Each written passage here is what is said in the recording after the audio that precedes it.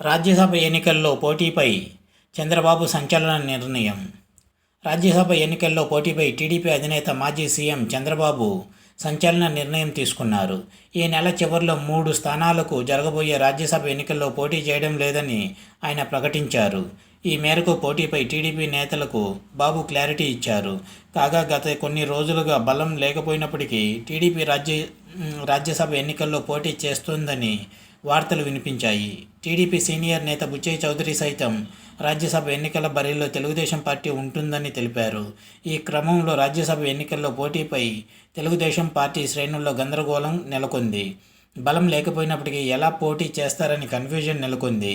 దీంతో రాజ్యసభ ఎన్నికల్లో టీడీపీ పోటీపై వస్తున్న వార్తలకు తాజాగా బాబు చెక్ పెట్టారు. రాజ్యసభ ఎన్నికల బరిలో టీడీపీ ఉండడం లేదని ప్రకటించడంతో నేతల్లో నెలకొన్న అయోమయానికి ఫుల్ స్టాప్ పడింది. కాగా ఆంధ్రప్రదేశ్లో 3 రాజ్యసభ స్థానాలు ఖాళీ కానున్నాయి. సీఎం రమేష్, వేమిరెడ్డి ప్రభాకర్ రెడ్డి, కనకమేడల రవీంద్ర కుమార్ల పదవీకాలం ఏప్రిల్ 2తో ముగుస్తుంది. దీంతో ఈ 3 స్థానాల్లో ఎన్నికలు నిర్వహించేందుకు ఎన్నికల కమిషన్ నోటిఫికేషన్ విడుదల చేసింది.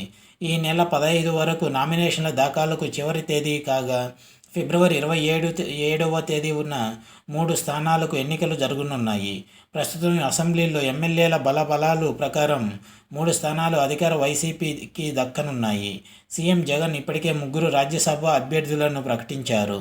వైవి సుబ్బారెడ్డి, మేడ రఘునాథ్ రెడ్డి, గొల్ల బాబారావులకు జగన్ పెద్దల సభకు వెళ్లే అవకాశం కల్పించారు.